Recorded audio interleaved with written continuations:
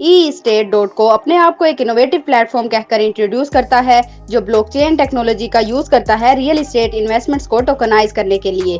ये fractional ownership offer करता है और ईएसटी टोकन के जरिए हाई रिटर्न्स का वादा करता है। प्लेटफॉर्म का कहना है कि इन्वेस्टर्स रेंटल इनकम और प्रॉपर्टी वैल्यू को एप्रिसिएशन से पैसिव इनकम कमा सकते हैं, वो भी डिजिटल एक्सेस के साथ। लेकिन ये मॉडर्न और अट्रैक्टिव कॉन्सेप्ट के पीछे कई खतरनाक मसाइल छुपे हुए हैं जो इस रिव्यू में सामने आते हैं। सबसे पहला और बड़ा रेड फ्लैग ये है कि ट्रांसपेरेंसी नहीं है। वेबसाइट का डोमेन प्राइवेटली रजिस्टर्ड है, जिसका मतलब है कि असली ओनरशिप छुपाई गई है। ना कोई एग्जीक्यूटिव टीम दिखाई देती है, ना कोई कंपनी फीलिंग या बायोस, जबकि रेपुटेबल प्लेटफॉर्म जैसे कि फंडराइज या रियल्टी रजिस्टर्ड और रेगुलेटेड होते हैं। ई स्टेट सिर्फ एनोनिमिटी ऑफर करता है, अकाउंटेबिलिटी नहीं। ऐसी कंसीलमेंट काफी दफा स्कैम्स में यूज होती है ताकि लीगल एक्शन से बचा जा सके। जो रिटर्न्स ई स्टेट प्रॉमिस करता है वो भी रियलिस्टिक नहीं है। उनकी मार्केटिंग मटेरियल्स कहते हैं कि मंथली 30% तक का मुनाफा पॉसिबल है, जो एनुअल बेसिस पर 2230% बन जाता है। ये नंबर इतना ज्यादा है कि हाई रिस्क क्रिप्टो स्टैकिंग भी इसके पास नहीं टिकती,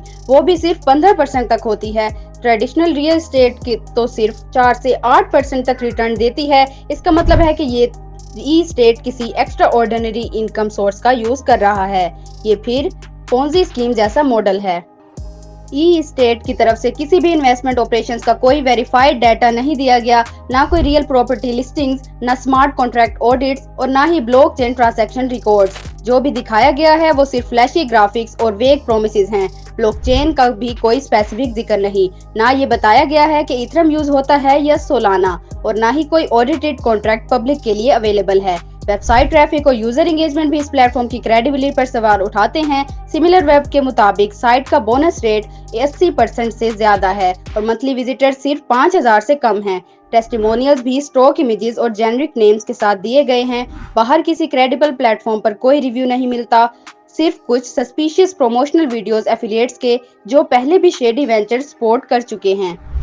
पेमेंट ऑप्शंस का भी कंसर्न सबब है। ई स्टेट फिर पेमेंट ऑप्शंस भी कंसर्न का सबब है। ई स्टेट सिर्फ क्रिप्टो एक्सेप्ट करता है, बीटीसी या यूएसडीटी और किसी भी फिएट करेंसी या क्रेडिट कार्ड का ऑप्शन नहीं देता। यही मेथड फ्रॉडलेंट प्लेटफॉर्म का फेवरेट होता है क्योंकि इससे ट्रांजैक्शन ट्रैक करना मुश्किल होता है और जब इश्यूज आते हैं तो कोई सपोर्ट सिस्टम भी नहीं होता, ना ईमेल, ना फोन नंबर, ना लाइव चैट। स्कैम फोरम्स पर ऑलरेडी लोग रिपोर्ट कर चुके हैं कि उनका कोई रिस्पॉन्स नहीं आया। रेगुलेटरी कंप्लेंट्स भी बिल्कुल मिसिंग है। ना कोई केवाईसी प्रोसेस, ना एएमएल पॉलिसीज और ना ही किसी तरह का लाइसेंस प्लेटफॉर्म पर मेंशन्ड है।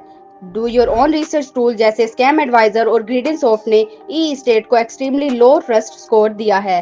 किसी भी इंडस्ट्री पब्लिकेशन या ऑडिटर ने इस प्लेटफॉर्म को एंडोर्स नहीं किया। सब कुछ इस बात की तरफ इशारा करता है कि ये प्लेटफॉर्म रेगुलेशन से दूर रहकर लोगों को हाई रिटर्न्स का लालच देकर फंसाने की कोशिश कर रहा है।